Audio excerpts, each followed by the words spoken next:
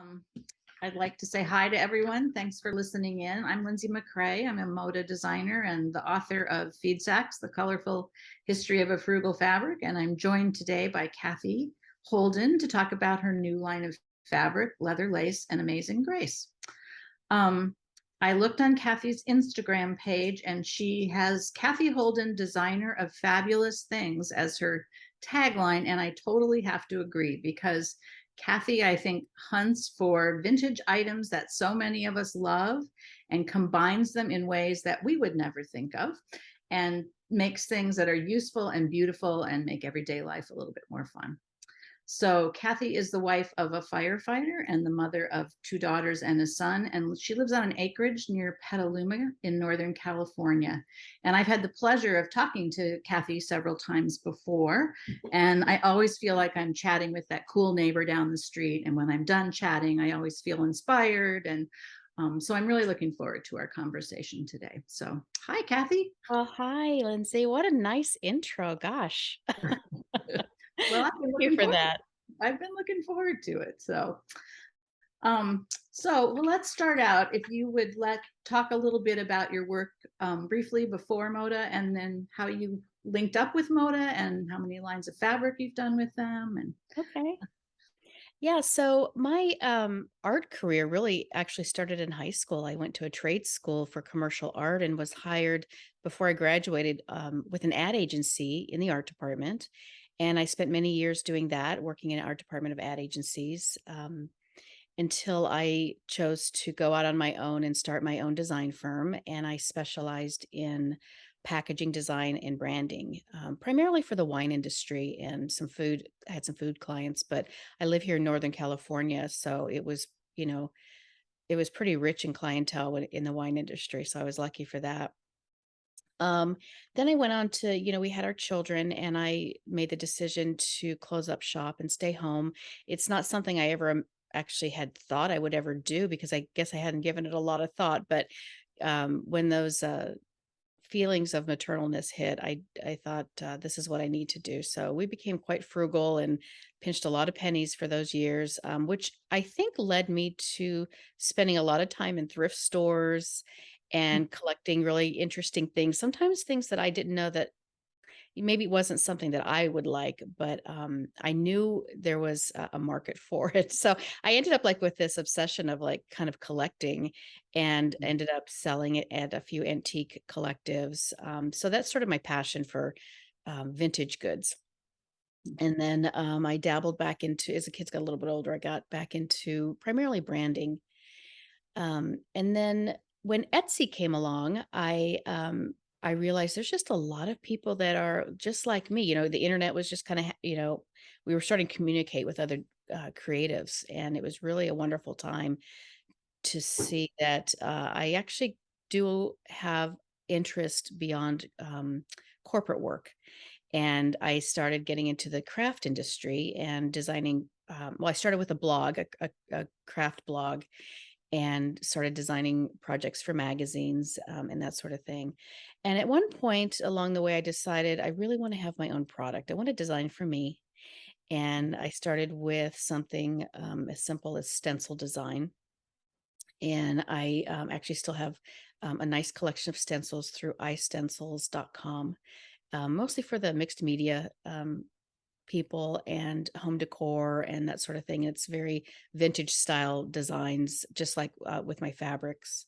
Um, and then I thought, okay, I conquered that. I got out there, I got my name on a product, and then I really wanted to try fabric. But I didn't know a lot. I wasn't that immersed in the quilting industry, and I love to do smaller fabric projects.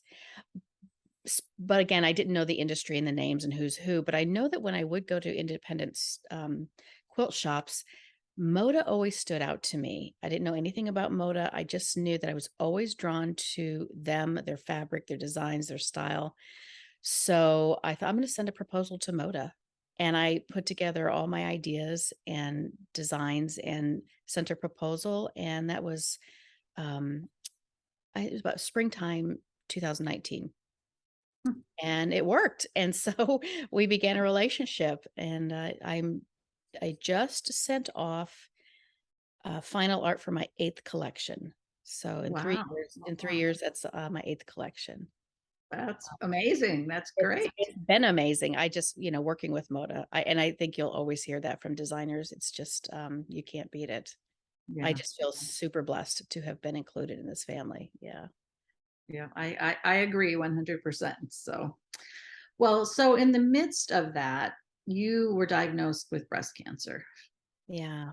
So tell us So, that. yeah, in 2020, just before everybody, was being made aware of the pandemic, this pandemic, um, I had just getting in the shower, I noticed I had a dimple that I thought was kind of curious on one of my breasts.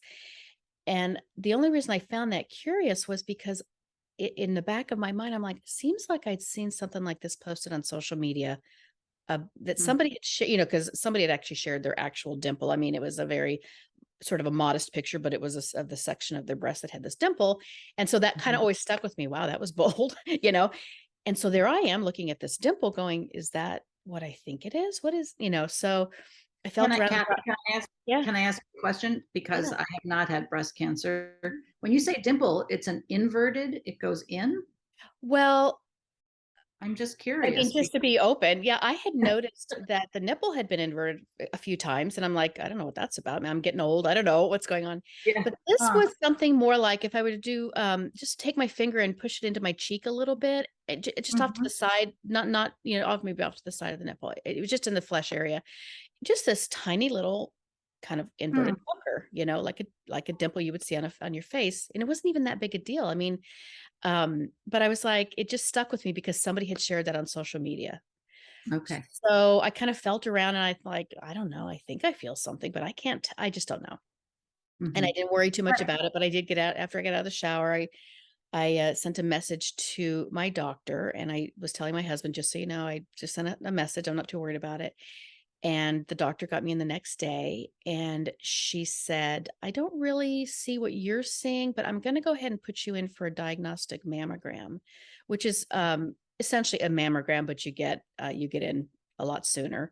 And Mhm. they're going to take a little bit, deeper look at what's going on. And, so that was a Friday. So Monday, I'm in for a mammogram.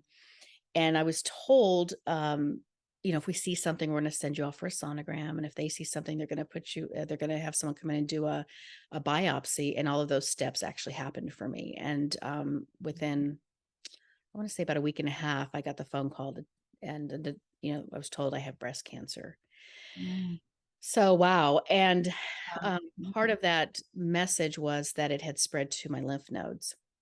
Mhm. So, which kind of puts you into a sort of a different bracket. There's so many brackets with breast cancer. So, and you'll hear that a lot. There's just so many women with different types of cancer and different, I can't even begin to understand the complexity of the different, variations of cancer and what people have to go through and the kinds of treatment options and stuff. So my Mhm. options were a lumpectomy, a mastectomy, a double mastectomy. I had all the options. And in talking with my surgeon, I before I actually had a chance to talk with a surgeon, I spent a lot of time um, on social media just looking up flat women, and they go, flat, women who have had opted for a mastectomy or double mastectomy, and are willing to share that. And I wanted to sort of get used to seeing that because I didn't think in my case at my age I would opt for reconstruction. Mhm. So, I spent some time thinking a lot about that before I had my actual first meeting with the surgeon. She said to me that in her opinion, I really only needed a lumpectomy, though I could opt for the other two. Whereas a lot of women do make that decision, to just take them off. I don't want to deal with this at all, which is what I Right. was totally prepared to do. Right. And when she said to me, and again, this may just be my case. I can't speak for other women in their situation, but when she said to me that the odds of it reoccurring are the same whether I do a lumpectomy or a mastectomy. And Huh. I said, well, how do you get breast cancer without breast tissue? She said, well, it will come back in your chest wall. But if it's going to come back, it's going to come back. So She goes, Mm, "Why don't you just start with the lumpectomy?" And I'm like, "Okay, that sounds like a good plan." mhm, So from there, I went on to, the surgery, and they let that heal for about a month and a half, and then I began chemo.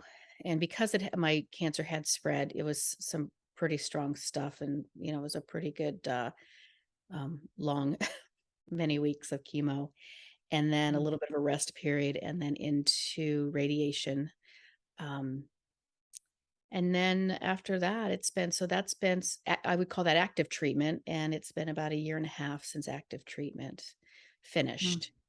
I'm mhm, now on, I mean, for lack of a more technical way, because I can never remember the different medications, because I keep trying ones that will affect me.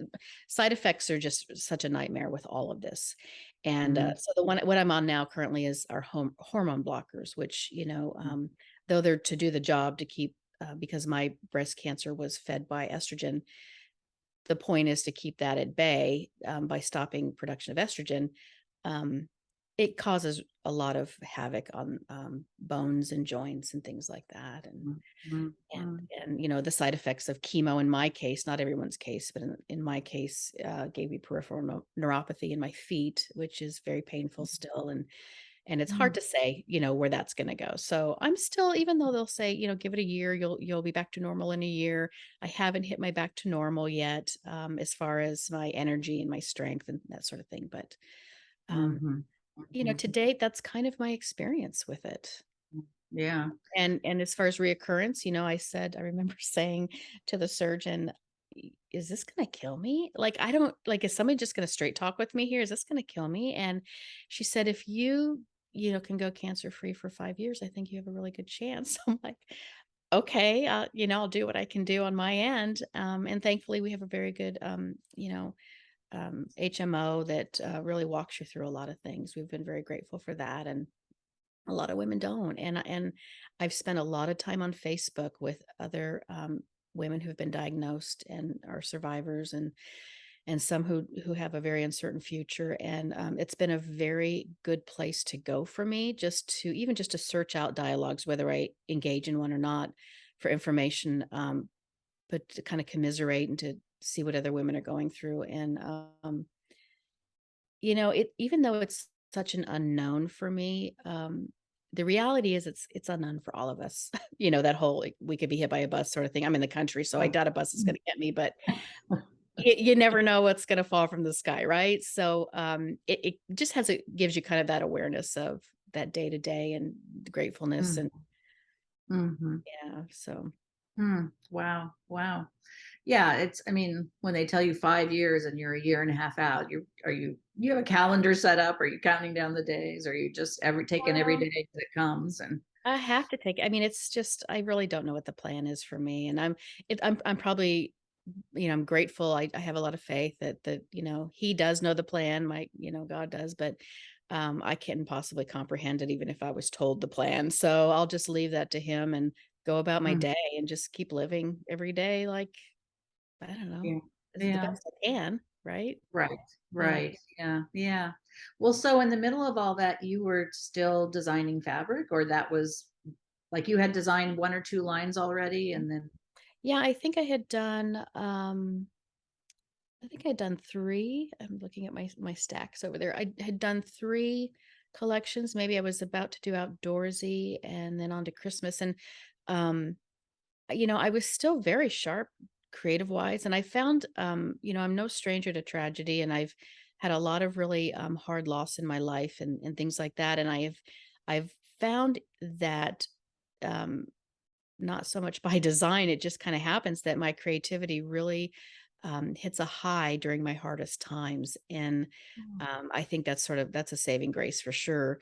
So, I could still prop myself up at the computer, and I could still scan vintage ephemera, and I could still buy some on eBay, and to work with.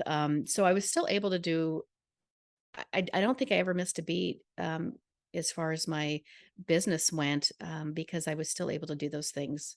Lucky for me, it was a sedentary type work. So, um, yeah, yeah, I was so grateful to have deadlines, to have something to get up to work on. Mm, Couldn't do it mm, every day. Some days are obviously very, very hard, but yeah.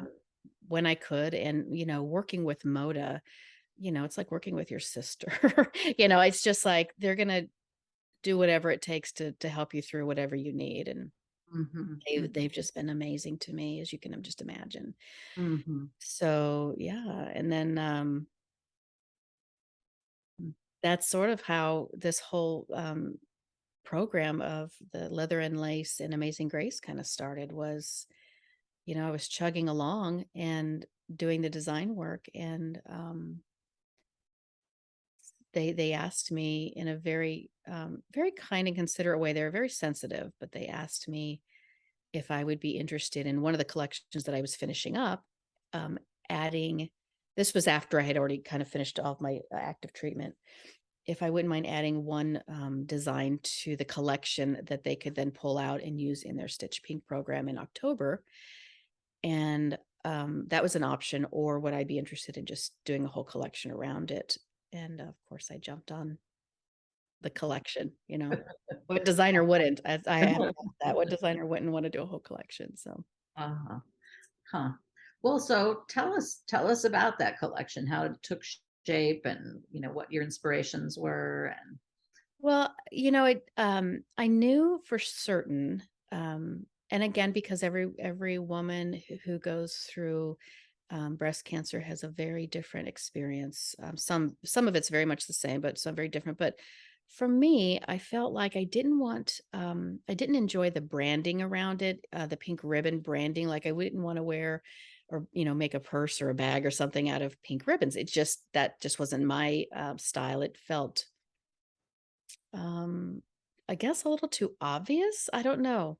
I don't Mm, know, but maybe it was because it's just like, isn't there anything else out there besides the yeah. pink ribbon? So I'm just kind of toying with a lot of different thoughts in my head, and then I would go back to, well, I sure enjoy this, doing the vintage ephemera collage, taking a lot of different, or different elements and creating a digital collage. And I thought, maybe that's what I'm going to do. I'm just going to do a collage, and this is kind of how the collection started. But instead of just really pretty elements, I'm going to find elements that I can, have meaning with. So, Mm, I would pick out, well, back to the name. I think I came up with a name first, because mm, when you have something like cancer, you hear a lot of words like warrior and be strong and kick ass and all that stuff. And you're like, yeah, I gotta be tough. So, that's kind of where the leather was. But, half the time I'm feeling like I could break at any moment. I feel so weak and delicate and frail, and which made me think of lace. And I'm like, of course, that's a song that, Leather and Lace is a song from, what is that, the 80s, I suppose, that, mm. I always loved. And uh but I really wanted to acknowledge that, my faith in the journey. And so I thought, Amazing Grace, just being given the grace, to get through it. I knew going into this, I just wanted grace. I just didn't want to be completely pathetic, or, sad for anyone to be around, which sometimes you just can't help. But, because Right, it's hard yeah. stuff. It's just stinking hard stuff. But I just appreciated that I was given enough, or at least had enough faith to see me through this.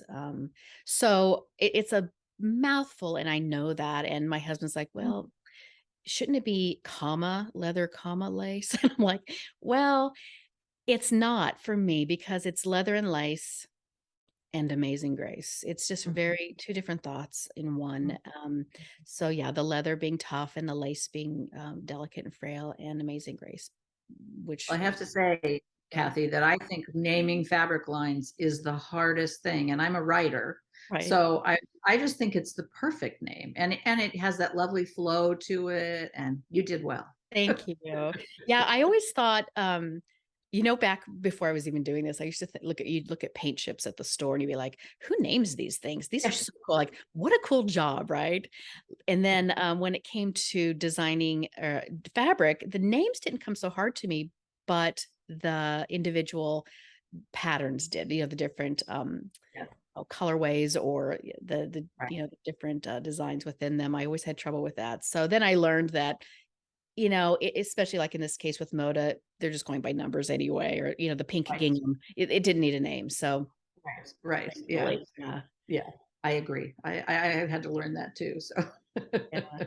So, well, tell us about some of that imagery in the line. Well, I have it's a basic square collage that's been repeated, and within that, I'm going to look at one right now and have a catalog here, and um, it starts with the buckle, which is "Buckle up, you've got cancer." That might, I mean, you'd have to know my humor, but that's kind of Well, you'd but I a love little that you have humor, right? Yeah. there. Yeah, yeah. The leather again is the toughness. There's an envelope in there that I thought kind of represented the supportive, the cards that I would get and letters. Um, so that represented that. There's a trade card in there with a sewing machine, and it has this beautiful scene that I thought was like meditational. It just made me think of just the peaceful time you have in meditation of having good thoughts. The buttons, they're just keeping it together. And there's a worn hanky for the tears. I put a calendar in there because you spend a lot of time with your calendar. There's so many things and places to Mm, be and appointments and that sort of thing. mm, The lace, the fragility of the lace. There's a flower basket in there, which refers to, I would get some flowers, or it's just people would reach out with saying, I'm in their thoughts. So I wanted to represent that. I did tuck in a music sheet of Amazing Grace that just mm, um, it also speaks to the Amazing Grace also speaks to sort of the blessings you find along the journey. I sometimes there are blessings that can only come through suffering, and there's plenty to be had on good days, but when you realize, there are people you would have never met, there mm, are the best of things you find in people. There's just so many blessings that there are, and that's mhm, just another part of the grace. There's a little trade card in there for an art studio because I found so much healing through art and designing for Moda. mm, Um, there's a pharmacist card in there for, obviously meds, lots of meds, and uh, a millinery label, a hat maker label.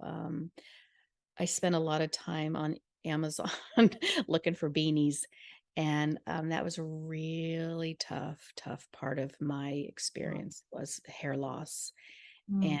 and just the way the fact that the pandemic and the shutdown came around at the same time I was going through active treatment, it kind of worked out in Yeah, that I, I true. I really wasn't going to any social events. I wasn't having to spend any time in public without hair, eyebrows, Yeah. eyelashes, and so I knew that was again one of the blessings I had to find in all of that. At the same time, most people in my family are first responders, and so there weren't any hugs to be had from Mm, even my children because I just had to stay healthy, and I couldn't, during the pandemic I couldn't touch anyone, they couldn't come near me, so oh, that was really hard.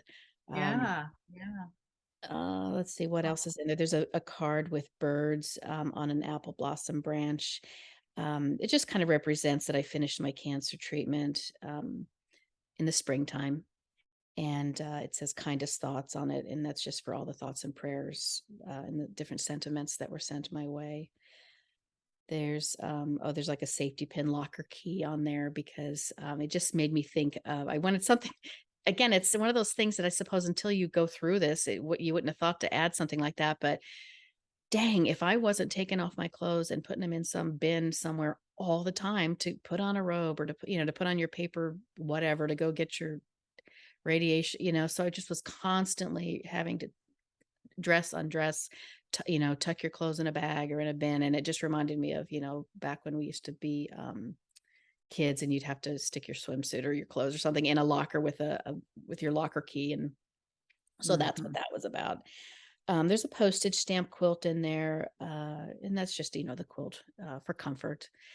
Going through chemo, you'll see when you look around the room, you see a lot of people bring personal blankets with them.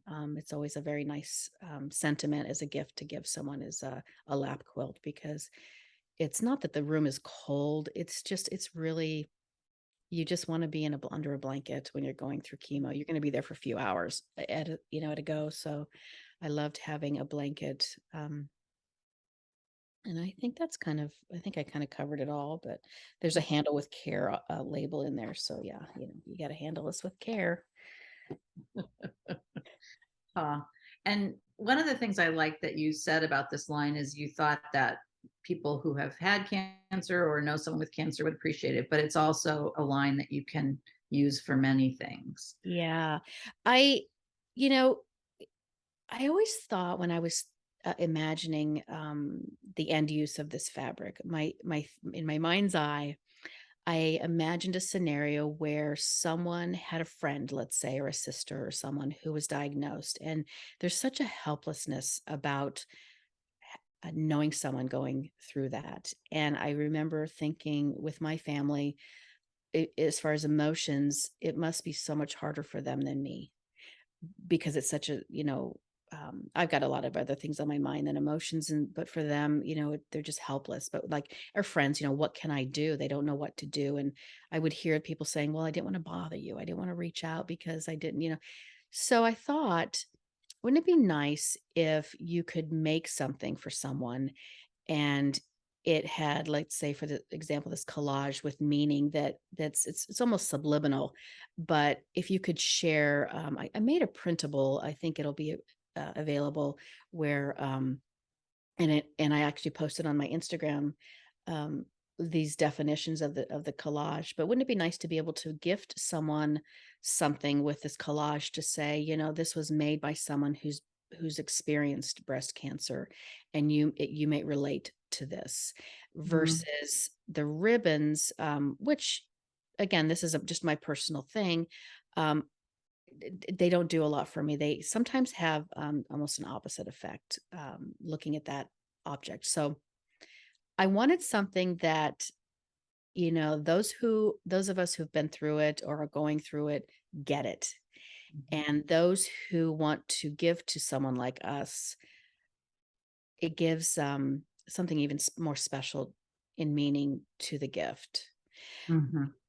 All being said, I definitely didn't want a breast cancer collection to be so obvious. Like I wanted it to be used in so many different things. So I was able to pull out the leather and make sort of a tooled leather fabric, and the little embroidery on the hanky. I did a repeat, so it's like a tiny embroidery, and I did a really pretty needlepoint where I found an antique needlepoint off of a chair, I think, and it was a scrap, like, I don't, and I took a photograph of it, and I spent a lot of time retouching it and it's just turned out, I thought, really beautifully, a nice needlepoint repeat of roses. And then, of course, lace. I had to have lace in there. So there's some pretty bold lace, and I love gingham. It just makes me happy. Gingham just makes me happy. So I wanted it to be a very uplifting collection, and I'm hopeful that I've accomplished that, so Mhm. that anyone can use the collection for anything and appreciate even the collage. You don't have to understand the Right. message behind it to still think it's a pretty collage of vintage items. Mhm. My son has a girlfriend who has a daughter who just turned 5, and I could not wait to get some of that fabric made into a dress for her. And it's the sweetest dress. So she has no idea. It has nothing to do with breast cancer for her or anything. It's just a beautiful pink dress. So Yeah. I Yeah. love Yeah. You that. posted that on your Instagram I feed. did. It's Yeah, I so, did. yeah, so cute. Yeah. So cute. Yeah. Yeah. That's wonderful. I know when we talked earlier, you said, I can imagine this as a little girl's dress. So I couldn't it's, wait. yeah. She's the first little child in our lives since our own children. So I'm, taking complete advantage of that. Once I thought, all my children haven't had children of their own just yet. So, Yeah. yeah, that's her second dress. Her first dress included, flea market mix fabric, and Oh, that's great. so it's not her first dress from Cathe, but yeah, Uh-huh. and it won't be her last, I'm sure of it. And the pattern that I used was really sweet because she gets to twirl in it. It's a twirl dress. Oh, 5-year-olds, huh. kind of a big deal. Yeah. Yeah. Have a twirl. Yeah. Yeah. Did you sew it or have somebody sew it for you? I did not sew it. I bought the pattern, I prayed on it. I'm not kidding around. And then I saw how the zipper and there's a little bit of elastic and I kind of went into lockdown. So because, I love to sew, and I want to do some, I don't mind zipper projects, but this is something that has to actually fit a human being. Right, And I right. was so nervous about sewing apparel. And so I had met a woman through the local quilt guild in Petaluma and had her number. And she's like, anytime you have something. And so I did a fabric swap with her for Oh, her skills, and she did it uh, such a beautiful job. So I'll be oh, working with her great. again. Yeah. Yeah, yeah, that's wonderful to find somebody like that. So, Mhm. so you were talking about, this line possibly being used to help people, and you included some extra projects with the line. So can you tell us a little bit about those and why why you included them and Okay. Yeah. Um, there's a heart pillow, and the reason I have this heart pillow, I used to be, I'm sort of on hiatus, but I used to be an ambassador for Donate Life, and I would go to schools and in high schools. Cathe, can you tell us what Donate Life is? Donate Life is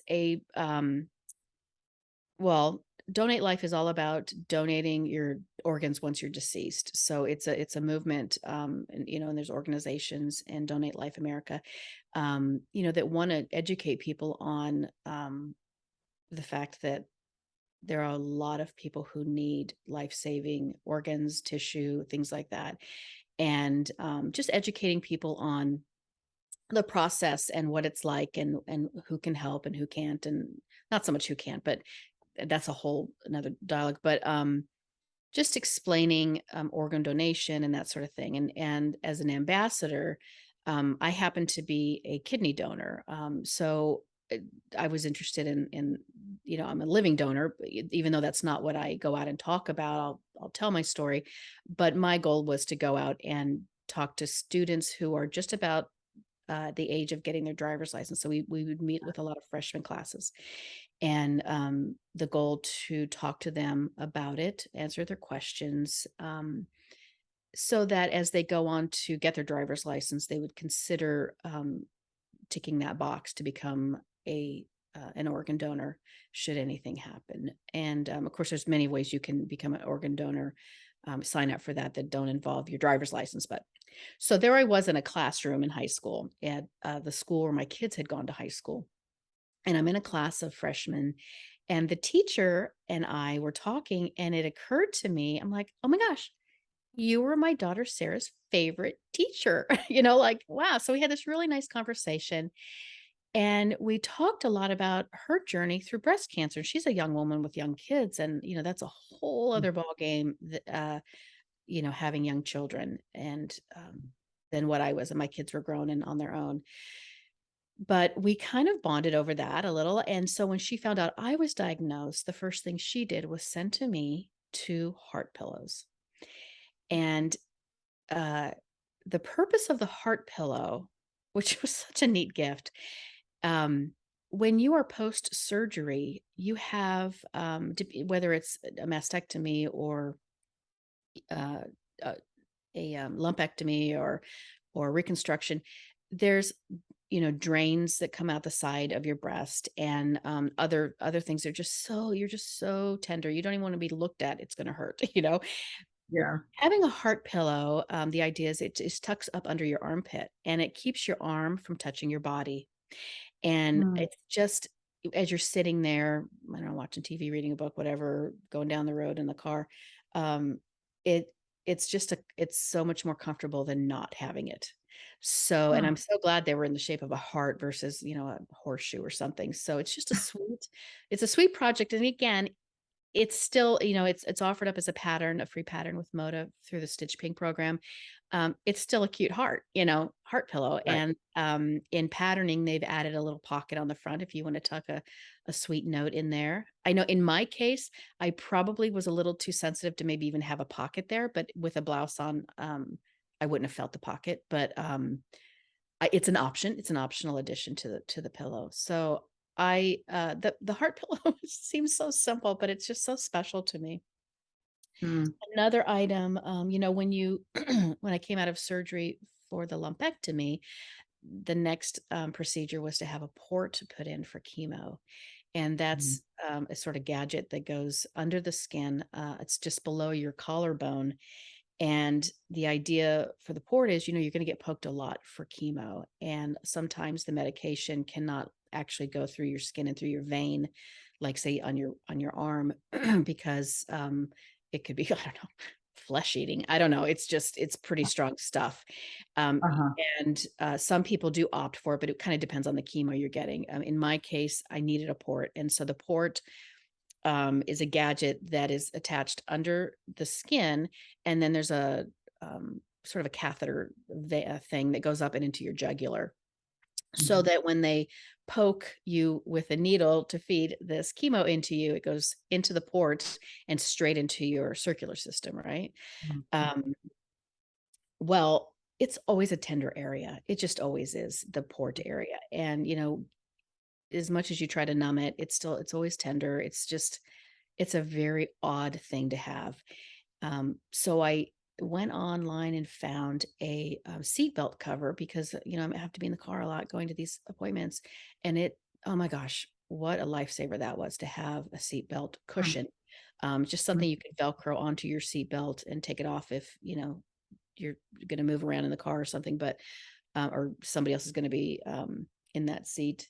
So that's also one of the projects, is a mm, seatbelt cover. And I was talking to a friend I ran into recently, and she said she had a friend who had just been diagnosed, and she wasn't sure what to do. And I said, that get her a port cover for her seatbelt, because those are mhm, things that when you're a patient, you get so many things to think about. I'm an overthinker, so I thought I'll order my own, but not everybody thinks about that kind of stuff when they're first diagnosed. And it is right. one of those items you can, the heart or any of these projects are really nice gifts you could give to someone who's been diagnosed, or make for yourself.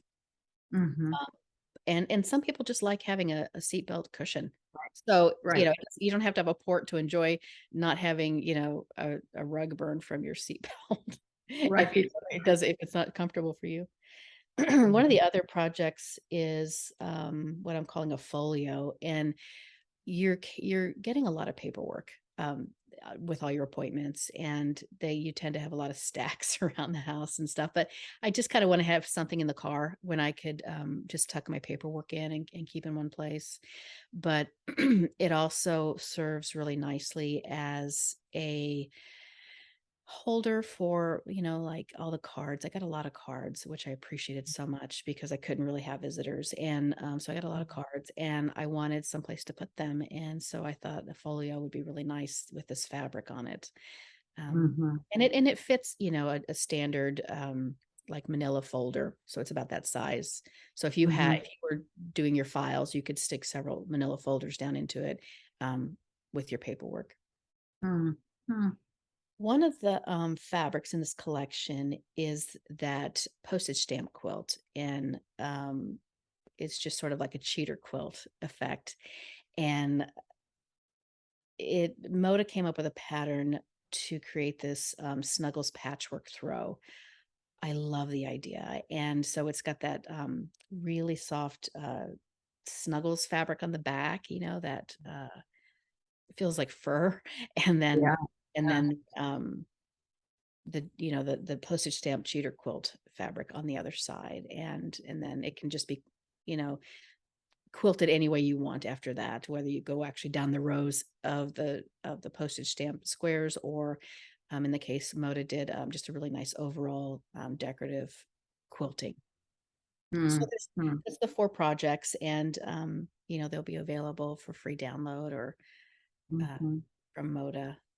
Yeah, I love that because I think of the times that I've had friends who have been diagnosed and thought, what can I do for them? And, you make them meals or you drive them to chemo or whatever, but those are such wonderful, useful things. And also, if you're not nearby, those are things you could make and send, which I love that too, Yeah. So those are But wonderful. never to diminish rights to chemo and meals, because those are really, really thoughtful things as well, and Yeah. it's Yeah. I always really did want my husband to take me to chemo, and he was retired, so he was available to do it, so, um, Mhm. or one of my kids would do it for me, so I Mhm. did, but, Mhm. um and Yeah. in my case, I had to sit alone in chemo. So I know in the past, I had visited with a friend once, took her to chemo years ago. Mhm. I sat with her through it. In my case, because of COVID and the pandemic and all the safety measures, um, I had to go it alone. So no one Yeah. could ever go in Yeah. with me. So my Mhm. husband, bless him, he actually, works with a hunting club nearby, and he would drop me off and take the dogs and go pheasant hunting and then come back and pick me up. So, it really worked out for him, and it was he needed all the getaway time he could get as well, Sure. so I Yeah. appreciate Yeah. it. But yes, you're right. I think it's nice to have ideas, to be able to give to someone if you feel compelled to gift someone Mm. going through that, and they're so thoughtful, and I think especially when they are very practical items, that Mhm. help. Mhm. So, Mhm. But I love too that all of those things could be gifted for people who don't have breast ah, cancer. They would all be absolutely. nice and useful Yeah, things. So, absolutely. yeah. And be made in any other fabric as well, any other collections, so, yeah. Right. Well, we sort of talked about this, but what do you hope the line accomplishes? What do you hope for Leather Lace and Amazing Grace? While I was designing, I wanted to still be very relevant and not be, to disappear in the world and be thought, "Oh, because I do have I'm in social media and I have a branding with my name on it and stuff and being diagnosed, um, I kinda wanted to be a little bit bold about it, like, but not bold and I hate to keep going back to the ribbons, but I wanted a way to say, "I have breast cancer, but I'm still beautiful," and not so I feel like the fabric kind of says that, like I'm still relevant, and my goal is just to have a beautiful collection that represents my journey, um, that people can appreciate, Mhm. and Mhm. that there's so much more to breast cancer than one logo. That look at all the different things we go through and our families go through, and I think it just brings up dialogue. I think maybe that's it. I just want more dialogue around it and safe dialogue that people can just talk about it. Not everybody Mhm. wants to talk about their journey like I do, but and I don't necessarily want to talk about my journey, but I will. And but I think by starting the conversation through my fabrics, it might help prompt more awareness, and that's kind of the big Mhm. goal, isn't it? Mhm. In my case would be, awareness of looking in the mirror and paying attention to different signs. I mean, there are places you can go online to look and say, what are some signs of breast cancer? How do you find it? How do you self-diagnose? That sort of a thing. I mean, I didn't self-diagnose, but I found it. So, Right. uh, yeah. So I think just awareness overall that Mhm. we're still relevant. We still like pretty things. We're not completely sad and pathetic. Mhm. But Mhm. we have sad and pathetic days, and that's okay. There's Yeah. just Yeah. it's so complex. Right. But Well, I think your collage fabric really gets to that because it looks at so many different aspects of what Mm, you're going through and what you feel and what you experience. And yeah. I think that does a nice job with that. Talking about being open about it or talking about it, you have been pretty open in terms of social media. Um, can you talk a little bit about that decision? Was that a hard thing for you to do, or Mhm. um, When I was blogging, I started around 2008, back when you had to explain to people what a blog was, right? Like it was kind of new, and I was able to grow my blog to be quite a popular craft blog. And when I started looking at the analytics of my blog, it occurred to me that the really cool craft objects or projects that I thought were just going to hit it out of the park were not nearly as popular as the ones when I was transparent about something personal. mm, So I realized that though I can grab a following through my creativity, people want to know I'm a real person, and they just want to connect with someone who maybe is going through what they're going through, or has a family member who suffered what, my family member has suffered or whatever. So though I don't I turn all of my social media stuff into personal stuff, you're going to see personal stuff. And I found that, and I got a few letters that I'll never forget that said, had you not mentioned that in your blog, I would have never made these steps to make this difference for someone in my life that saved their life. Like, what? Like, I was just talking about my dad and his diagnosis, and something about the VA, and it started this conversation about them getting help for her husband that she would have never known those steps to take. So anyway, that's kind of a whole other story, but the point was, I knew that if I have a platform, I almost feel like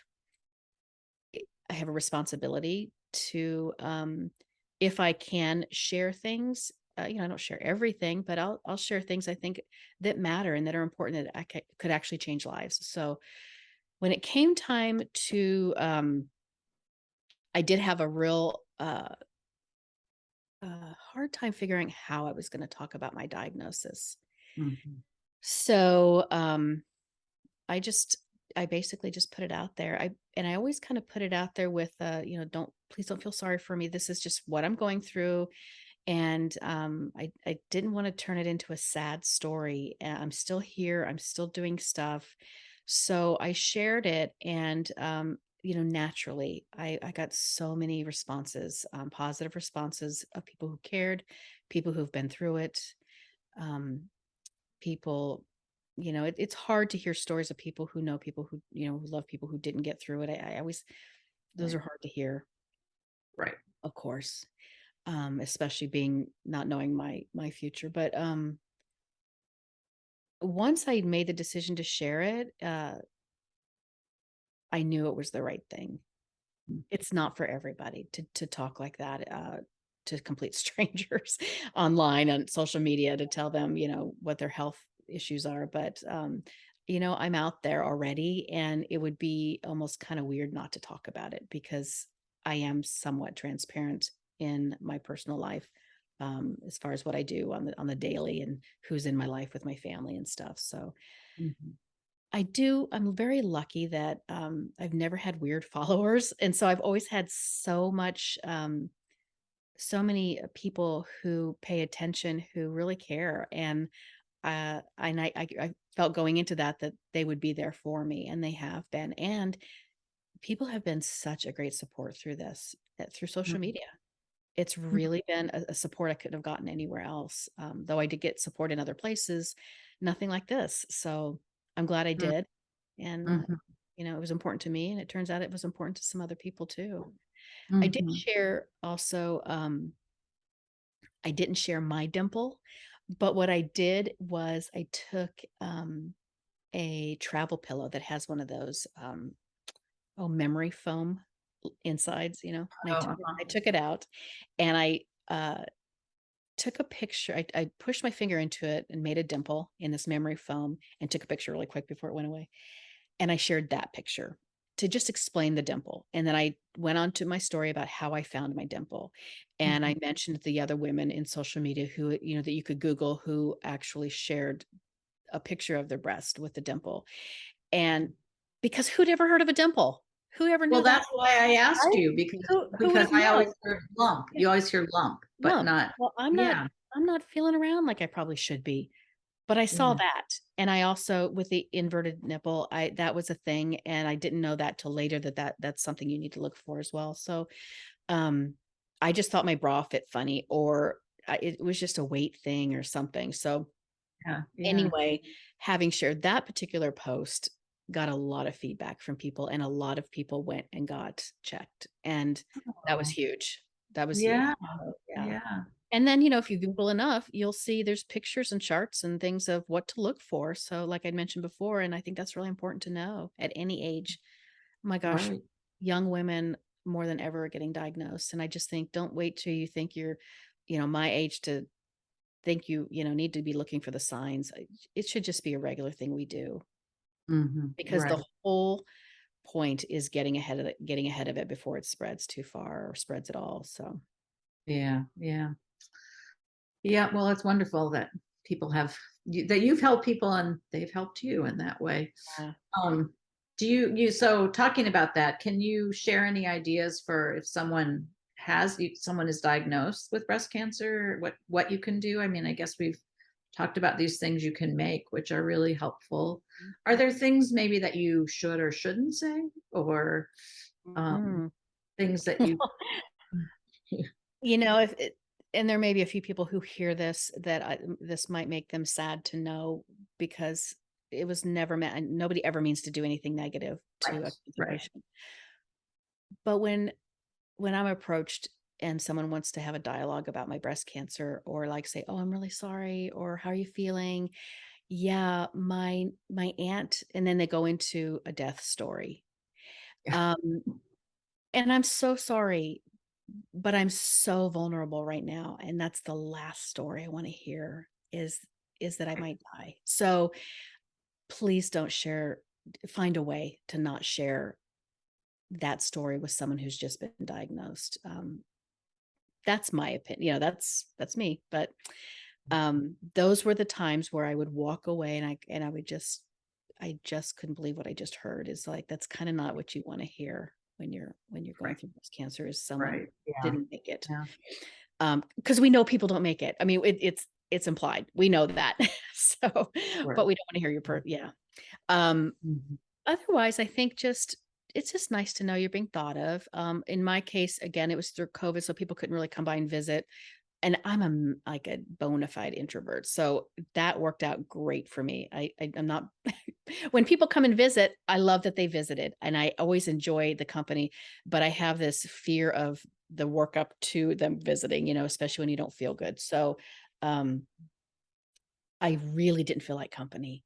And, Mhm. so as much as people, but not everybody's like that. Like, if my husband, God forbid something happened to him, we'd be having, guests every day of the week. He's super, super social. That's not me. Uh-huh. So you kind of have to play that one by ear as far as who you're dealing with. But, because I wasn't eating, much, and eating, oh, I couldn't enjoy food. There was a time, many months, where I had no taste buds, and I think a lot of people Mm, who experienced COVID and had lost their taste and smell understand this, but that was one of the most depressing parts. That being mm, said, if people were lining up with a meal train to bring food over, I wouldn't have really enjoyed it. However, my husband would have, and if I had kids at home, my kids would have, and so supporting, helping the helpers is huge to me. So anything you can do to alleviate their emotional stress is big. Take someone in their family away for the day to go do something. It helps my heart to know Jeff has something to do besides sit here and watch me on the couch doing nothing, feeling sick. So I think, yeah, a lot of times just helping the helpers was a mm, big help to me, because there's mm, nothing I wanted to do or know where I could go, but he could. And, but he always kind of felt a little bad leaving me. mhm, mhm. Otherwise, You know, it might sound impersonal, but even just a text is a sometimes better for me than a call, and sometimes even better than a card, because I could dialogue. But it's more of a safer dialogue. It's kind of on my terms. If I don't feel like picking up the phone and texting back, because it might make me want to throw up, like you don't know what's going to trigger nausea. Right. And do it on my own terms, but at least I can get back to them and say thank you for thinking of me. And we can go into a longer dialogue. We can pick up the phone and call after that. But I think a text is a really nice way, or a private message or direct message or something is a really nice way to reach out to someone. Um, Mhm, Not so much publicly in front of others, but just kind of behind the scenes, just to say, I know this is going on, and I just wanted you to know you're in my thoughts, and I'm here. And people will a lot of times say, let me know if you need anything. And like, I'm not really going to call you if I need anything. So right. sometimes it's better to, instead of saying, let me know if you need anything, to say something specific, like, if you would like meals on Wednesdays, I can do them, every other week or something. Could you let me know? Like, make up something and give them an option, a multiple choice or something. But if you ever need anything, I'm here. Like, I wouldn't know to ever what to ask for. But if you tell me I might need a meal every Wednesday or something for my family, I would probably take you up on that. Yeah, yeah, something There's a specific. some people, what's interesting about other people, in my case, the some of the people that you're like, I think you would have expected would be sort of smothering you with things, kind of aren't, because they're kind of battling with their own emotions around the whole thing, that they're very complex. You really start thinking about how other people process stuff. It's very hard for some people to maybe they've had something in their life and they can't be around me because it's too triggering. Whereas there would be people that I hardly know, like a woman in the neighborhood that we've only met a couple times, and she couldn't do enough for me. And it was so thoughtful, the thoughtful thing Mm, she would do in the food that she would make and send up. Um, Another gal who I used to be a client and is a friend, but we hadn't been in touch for years, and she saw that I on social media, she started making like soup in mason jars and bringing them to me, and she'd get the jars back and go make more soup, and mm, it was just really nice things like that, you know? mm, mm. And it's okay when you're going through what I'm going through to say, "I'm not up to visiting." It's okay to say that, I guess that's a lot of times they call, say that's playing the cancer card in my case because I'm an introvert, I can say that, I'm not really feeling good today, but, it's okay to say that no matter what. I really don't feel like company, because if someone said that to me, I wouldn't think twice about it, like, that's not a Mhm. negative comment, so Right, it's right. so helpless not knowing what to do for someone who's not Yeah, well. I get yeah, that. yeah. Yeah. Yeah, no, that's very helpful. But yeah, it is a hard thing to do, but you want to help, so it's great to have some ideas. So how has breast cancer changed your perspective on things, on life, on fabric design, on anything? Um, Yeah, okay, this is kinda might seem silly or insignificant, but, I'm a big collector. I have a ton of stuff. If you've seen pictures of my studio, you'll know I've got millions of items in multiples of whatever. And in my home is much more simple. It's very sparse, but my oh, studio is very packed. And I'll be working on a project, and let's say some really amazing antique lace is in my stash. And I'm like, well, that's too special. I can't use that. And now I'm like, yeah, I'm going to use it. I'm going to use all the things all the time. Like, mm, nothing is saved for something that's like, everything is special. Everything I do is special now. So I'm getting mm, that special lace out because this project that nobody may ever see or whatever, I'm going to hold that special lace and glue it to this thing or whatever. So using all the things now, I call it the guest soap. When we were kids, remember Avon was a big deal. So we'd have this really pretty Avon soap in the bathroom, and you couldn't touch it because that's just for guests. And it would collect dust, but we couldn't touch it because it's too special, and we weren't special enough. I mean, it was just this dumb thing, growing up in the right, right. 70s. And so I kind of think of it like that. Like, guess what? I'm using the guest soap. I don't know. And it's not even that cancer will take me. I don't know what's going to take me, but something eventually will, and I Yeah, don't know when, and I'm going to use my stuff. So that yeah, kind of made a difference for me. yeah. Um, Part of, a lot of people will say, gosh, embrace every day, especially with a diagnosis, be grateful you're alive, embrace every day. That alone overwhelms me. So I kind of enjoy the nothingness and everydayness of every day being just an everydayness day. I don't know if that makes sense, but Yeah, yeah. I can appreciate not having to think about that stuff all the time and just go about my business. So, with the Mhm. exception of, like I said, gaining back my strength and some of the issues I have with the side effects, outside of that, everything's the same. I get to do all the creative stuff. I kind of feel like sometimes I'm even more creative for having Mm, been through it. So, yeah. that's wonderful. I mean, that's a Mhm. great perspective. I have a friend who said to me one day when she said, "How are you?" And I hadn't seen her in a while. And I said, "Oh, everything's about the same." And she said, "At our age, isn't that exactly what you want?" Kind of. That being said, I'm not somebody who has ever really traveled, much at all. And gosh, I would love to, but darn if it didn't come, these wants to travel didn't come at a really lousy time. Yeah. I kind of like, well, here's an example. I get to go to quilt show this year. This will be my very first quilt show ever. Like, when I started working with Moda, we had plans to go to that quilt show that year, but that's when the pandemic happened. So I've never been to a quilt show.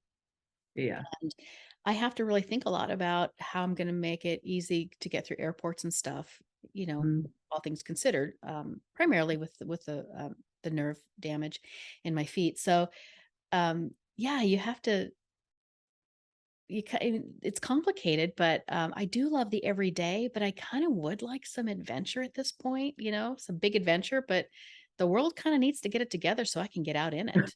Yeah. Right. Of course, Right. it's probably always been a mess, but I'd like it Yeah. to get together a little bit, get its act together so I can go, travel and do some fun things, Yeah. especially now Yeah. that my It's husband's exciting. retired. Yeah. Right. It's exciting to think that quilt run might Semi-retired. happen. So semi-retired. Yeah. Semi-retired. He's Yeah. actually on a fire right now. He's on a wildland fire. Yeah. Wow. Wow. Huh, I know I've asked you before, but how you handle that? Because that just seems really hard to have your Well, family fighting I fire. met him. He was a firefighter. We met when I was 21 and he was 23, I think, 22, 23, 23. And I've only ever known him as a firefighter. Yeah. And I know him as someone who's very good at his job and who trains very hard to be very safe. Mm. And as much anxiety as I've had in my life, it's something I've definitely gotten under control. It's been many years, and it took many years to get to a place where I don't worry. I took the word worry out of my vocabulary completely. So I have to come up with other things to say, like I'm very concerned or, whatever, because when I use the word worry, I worry, So, Oh, it's that whole you're paying on a debt you may never owe. So yeah. I try not to worry, and knowing that all safety measures are being taken, but like anything in life, anything can happen. Mhm. He loves his job. If he didn't love his job and he was going into danger all the time, it'd be a different thing. He's retired from city firefighting. He was a firefighter captain up into battalion chief when he retired, but he's hired now by the state to go out as a strike team leader, and he takes crews out to fight these big wildland fires. Um, and I have, my son's a firefighter, my daughter's a firefighter. So it, I can't spend my life worrying. So it's a little bit more out of sight, out of mind. Mhm. Mhm. Yeah. Yeah. No, that's good. That's good, Kathy. I'm impressed. I think when people, this is a funny thing. So somebody else had said this, but I'm like, oh my God, that's so true. It's like when someone says to you, oh my God, aren't you worried about, whatever? And the answer would be, well, I wasn't until you asked me, Yeah, like I don't think, exactly. I like, don't think about it. He goes, I say a big Right. prayer, I create this big bubble around him of safety. Yeah. And he texts me when he can. Used to be in the old days when he would go away for weeks at a time, we couldn't text, so we had no way to communicate. I wouldn't see him for 2 weeks and I wouldn't know anything. And I had small children. It's very different than it is today. So luckily Yeah. today, I get a text at least once a day, maybe, and maybe Mhm. some pictures of what he's doing. So I love that. Mhm. Well, it's again an inspiring way to think about it, I think. So thank you.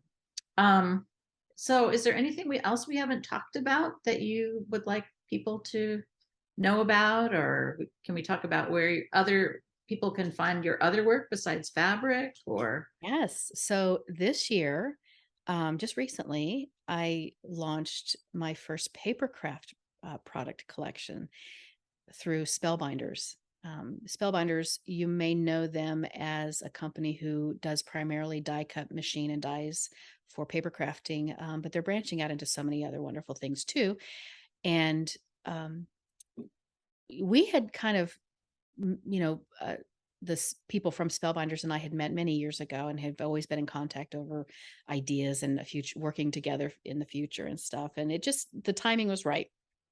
So last year, also while I was going through recovery, I began conceptualizing and working on items with them.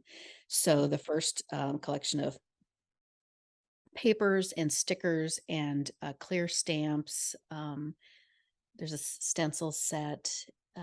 I'm forgetting something, but just launched, and it's been just great. It's been so well received. Of course, as you know how things go with, and you would know this too with a book and with fabric design, you're always working so far in advance. So Mhm. Like the collection I just turned in final art for Moto probably won't come out till this time next year. It's going to Right, take a long time. And so with the right. paper crafting, we have so many exciting things in the works, Mhm. that I can't talk about, but that I think the fabric industry will really enjoy as well.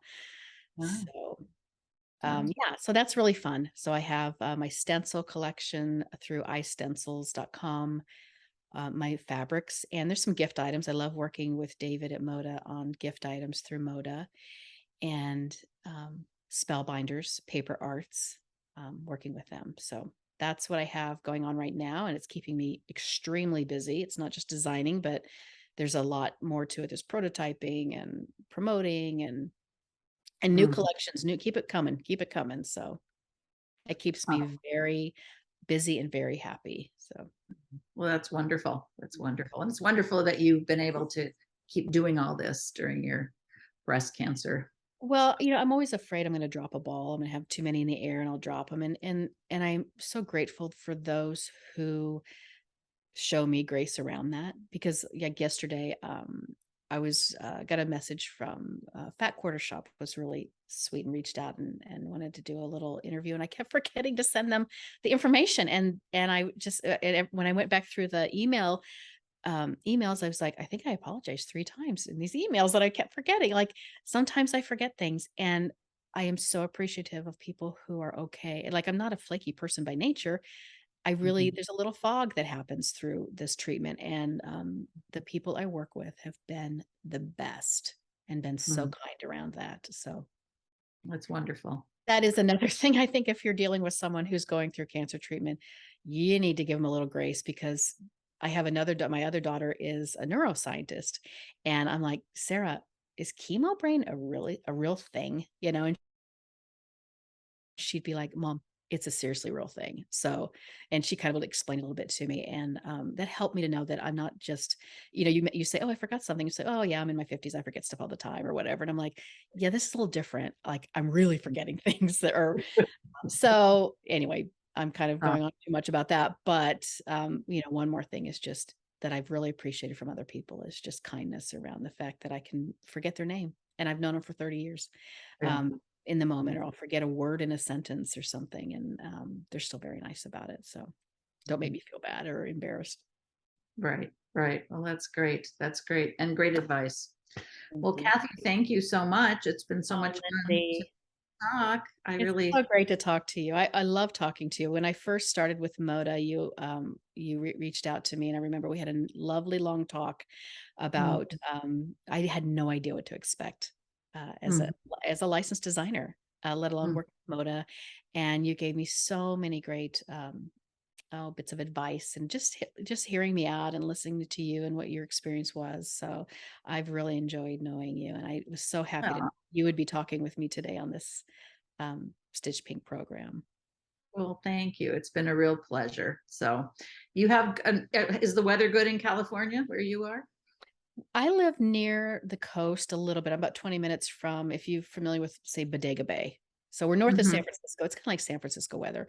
Where I Hmm. live, and even in my neighborhood, I'll have more fog over my house in the morning than the guy, 6 acres away. Like, we're like in an eddy of fog, but the fog is just starting to break. And at my time right now, it's about 9:30. So in the morning, it's been lovely, cool, but windy weather. So this time of year in California, you don't like wind, because that usually means, Fire. somebody's Yeah. mowing and hits a rock and a spark and, whatever, and the wind, bad things can happen. So we're all pretty much on edge in California all the time when it's dry out there. So as much as we love a nice warm day, Hmm. gotta be careful what you wish for.